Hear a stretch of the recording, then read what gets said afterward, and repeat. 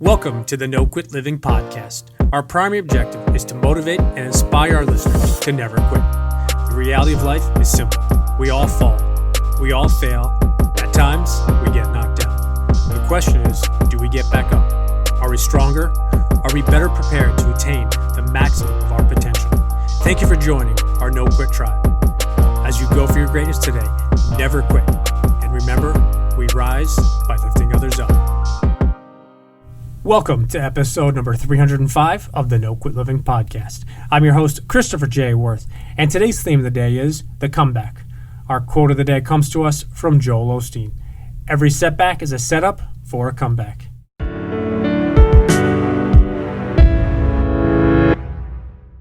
Before we jump into today's episode, I want to say a very special thank you to everyone that has helped support our mission of positivity by grabbing a copy of our new book, The Positivity Tribe.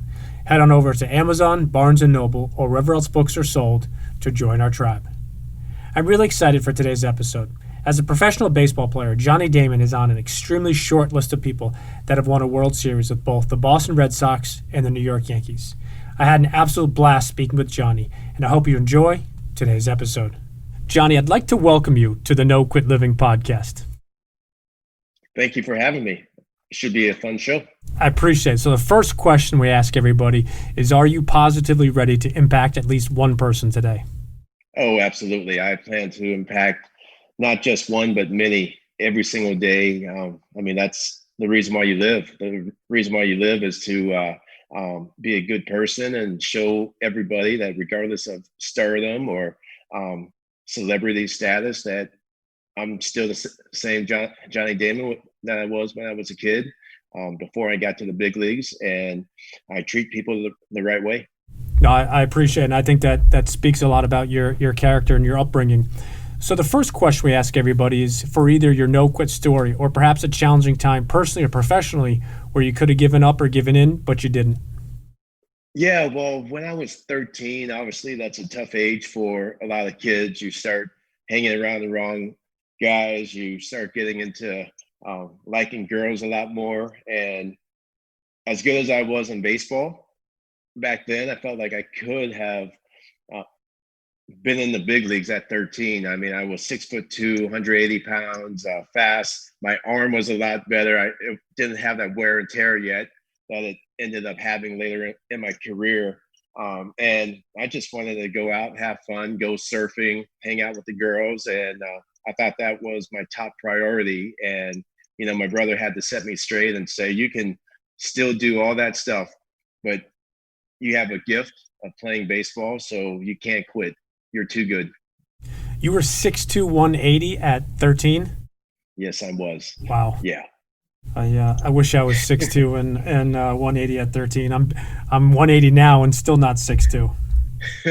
Yeah, I definitely was blessed with some size, and my brother always jokes that I got the best genes from my parents, and he didn't.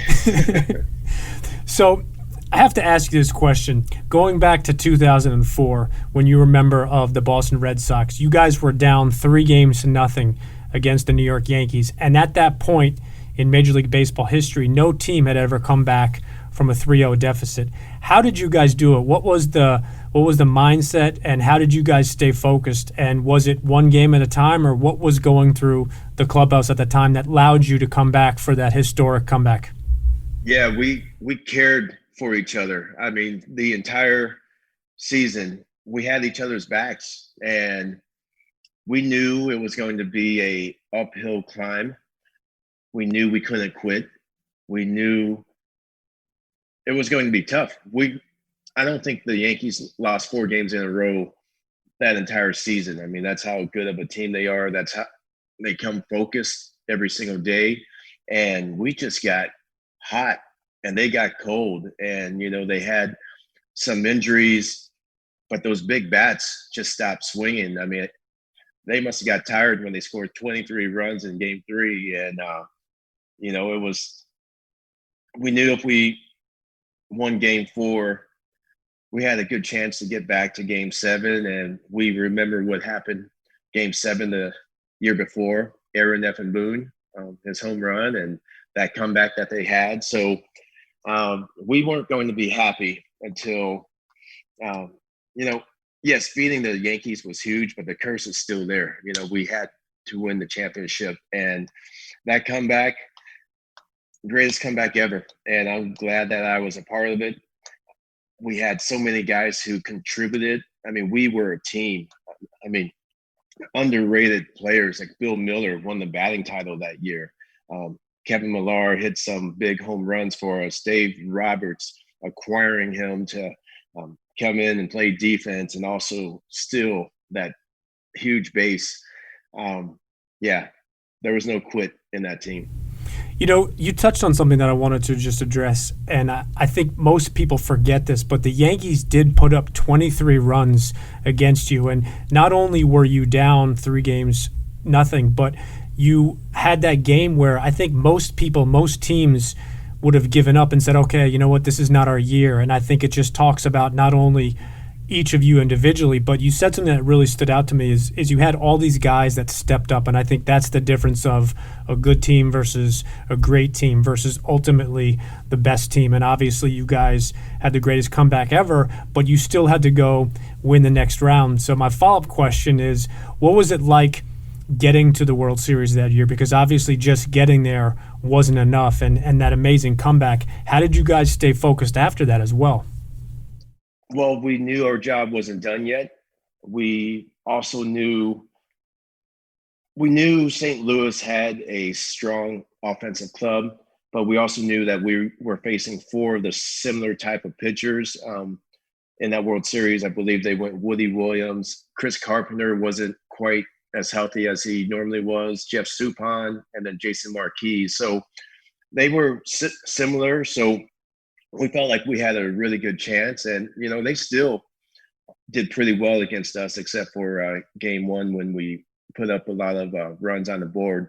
But like going back to that Yankee series when we were down 3-0, we kept joking about we weren't ready to be in the car lines to pick our kids up from school. So why don't we enjoy our time? Like, let's give it 10 more days is all that we need to sacrifice, and then the season's going to be over.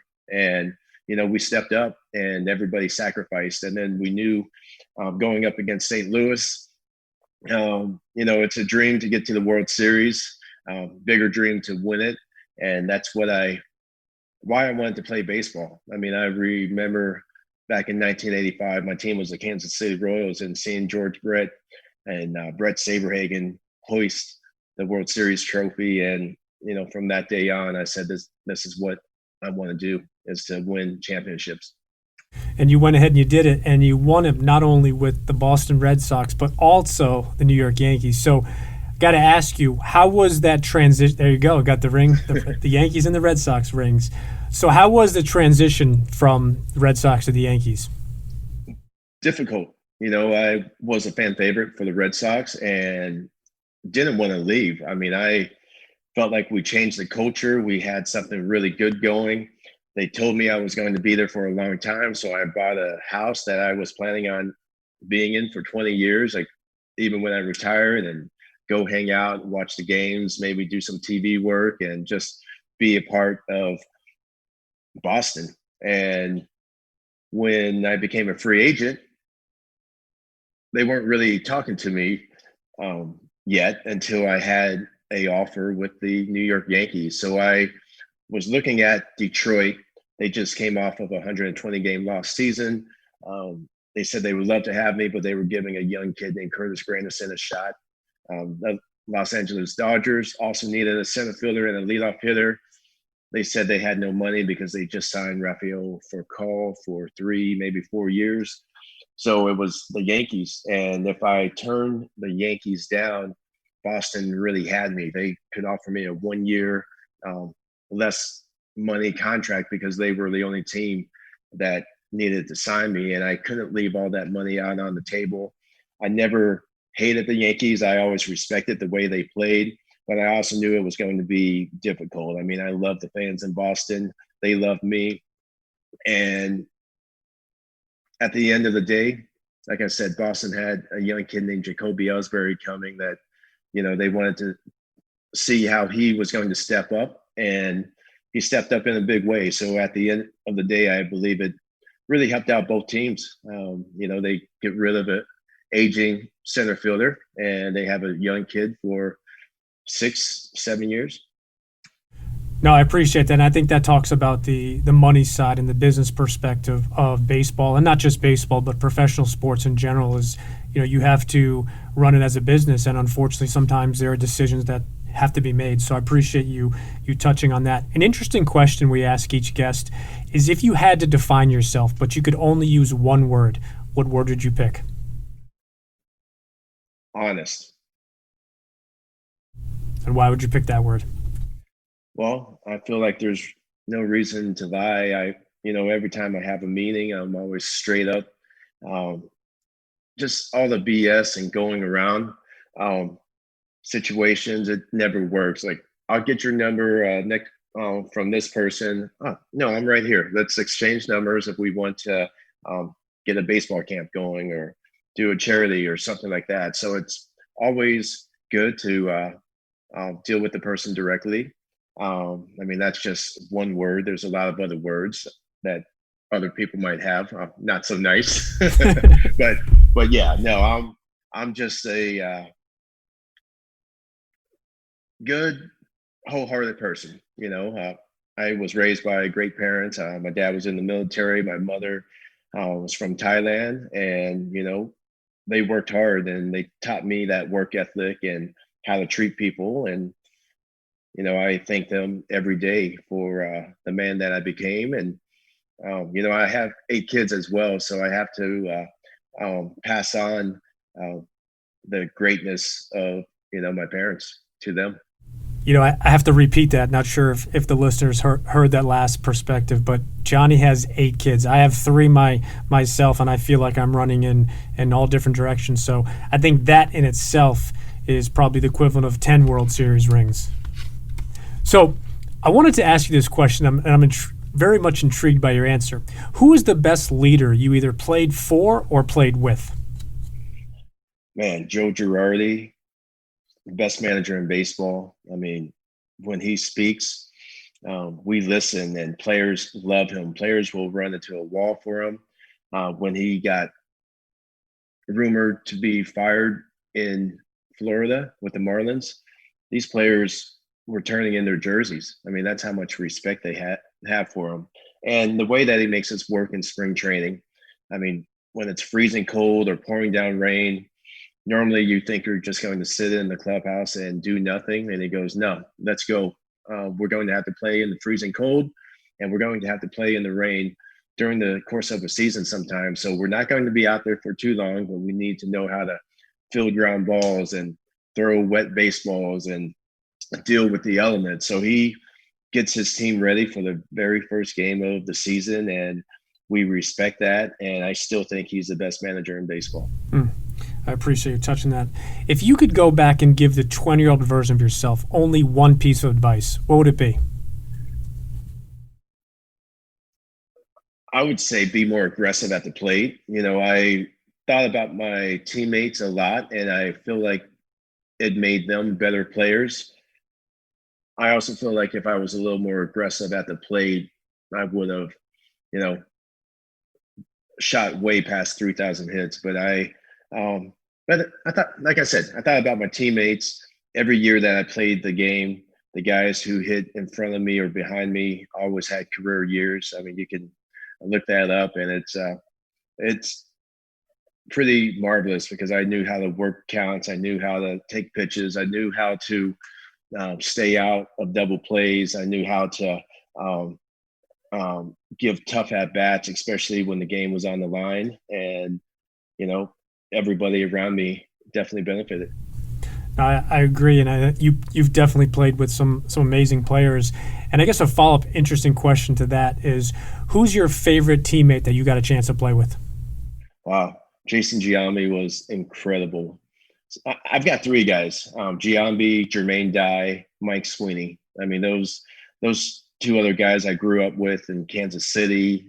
Still great friends with them, and we learned together how the big leagues was and still is. And we had a great time. And then going over to Oakland and being a teammate of Jason Giambi, teaching you how to have fun, leaving it on the field. Don't take the game with you off the field, because in Kansas City, we had a lot of young players, and I got there when I was 21 years old. And a lot of times you feel like if you have a couple bad games, they're going to tell you to go back to AAA and work something out. When a couple of games, anything can happen. So for a few years in Kansas City, I always was looking over my shoulder thinking, I can't have a bad game, or at least I need to do something to keep myself up in the big leagues. Like I always brought great defense, even when I wasn't hitting. I brought great base running,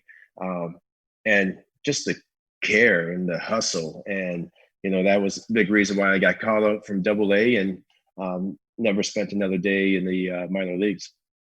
That's important. And I think it's, to your point, is when you look over your shoulders, not only just in sports, but in life, it can have obviously a negative impact on you moving forward. If I had the opportunity to grant you dinner with anybody, dead or alive, who would you pick? Ronald Reagan. I got to ask why. Well, I felt like he helped change America for the better. I mean, the taxes were so high back then. The interest rates were over 20%. A lot of people had a chance to create wealth and create a new life. And a lot of things changed during his time. I think he was a really good president. And, I read up about him quite a bit. I know Nancy was a wonderful woman. And I mean, the guy was a movie star too. Movie star, governor, turned president. So, it looks like he lived a pretty great life. And it just seemed like a bunch of the pictures that he has, it just seems like he enjoyed life, and he ended up running the greatest country in the world. The Gipper. Yeah. So we often talk about the power of books, and I was curious if you read anything recently, or perhaps you read something that you'd like to recommend to our listeners. Wow. I know if I'm saying this right, it's golf is not a game of life or something like that. It's not accurate, but it just talks about rising and overcoming failures. And because golf, I fail every time I go out there and play, whether it's hitting a 2-foot putt or missing a 2-foot putt. I mean, the game teaches you a lot, and it teaches you how to, keep grinding and keep trying to do your best, even though you may shoot 100. At least you can walk off that golf course saying, I tried and just nothing worked out today. What does they say, that the reason it's called golf is because all the other 4-letter words were taken? Absolutely. So we're going to change lanes to what we call our hot seat questions. And the only request we have of you is you spit out the first thing that comes to mind. All right, let me get my mind working properly. It's still kind of early. All right, you have one last meal. You can pick absolutely anything. What do you pick? Steak. Filet. Favorite smell? Orange blossoms. All-time favorite sport? Hot seat. I mean, I've got to say baseball, but man, I love soccer. Premier League soccer, I love. All-time favorite team? Dallas Cowboys. All-time favorite movie? Oh boy. There's so many. I'll say Friday. Friday. And I'm going to follow it up with, do you have an all-time favorite baseball movie? Yeah, it seems like everything with Kevin Costner. Bull Durham was great. Yeah, well, it's tough to beat. Field of Dreams, brings tears to your eyes. So whatever Kevin Costner does. Do you have an all-time favorite quote? Oh, all-time favorite quote. Enjoy life. The best way to live life. And then I'm curious, what is your favorite team that you ever played on? The Boston Red Sox. What we were able to do made so many people happy. After 86 years, to reverse the curse and just hear these stories of families and their generational love for the Red Sox. I mean, that was definitely a tremendous feeling and honor to win. And for our listeners that want to connect with you or follow you, are you active on social media? I am on Instagram, and I move the button over and it goes to Twitter sometimes, but I need to get more involved. I'm coming out with my A game drink probably after the new year. So A game, everyone's got to bring their A game for everything they do. You doing your this chat with me, teachers, being a parent, playing any sport. You've got to bring your A game, and we're going to have a special section with A game moments, because a lot of these kids will never make it to ESPN or make the TV, and we want to give them a platform to talk about bringing their A game. So it should be out around the new year. So keep your eye out for it. Definitely. And then the last question we have for you is the same question we ask everybody, is if you have any parting words you'd like to leave with our listeners today. Yeah, let's all be great people, and let's give everybody their platform to speak, to adhere in what they believe in, whether it's race, religion, ideas. I feel like we're all individuals, and we all need to understand that, and let people be themselves. And I think we will be a lot better, not just as a country, but as a world. And let's just be good people. Good things happen to good people, and we all need to pull together and be just like a team. Try to pick people up every opportunity that you get, and like how we started this show. Are you going to make somebody happy or motivated today? And absolutely, that's what we all have to do every single day, and be positive and pick everybody up. I love it. I think that's perfect advice, and I just want to thank you for the opportunity of being on the show, and I hope that you and I can connect again soon. Absolutely. Thanks for having me, and thank you everybody who listened. And before I leave, regardless of what team you like, these were very special. So thank you for listening, and hopefully you all can follow me on my Instagram. Take care.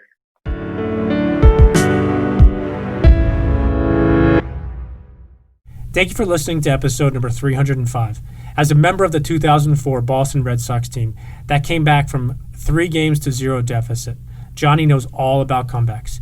He shared how that team truly cared for each other, they believed in each other, and they just couldn't quit. In his parting words, Johnny said something that I think is perfect advice, not just for athletes, but for anybody, especially during these challenging times. He suggested that we should be good people and act like a team, something that I agree with 100%. And I always say we are stronger together. And remember, we rise by lifting others up. And lastly, to our listeners, thank you. We truly appreciate your time, and we hope our episodes inspire you to keep on attacking life and never giving up. To quote Dr. Norman Vincent Peale, it's always too early to quit.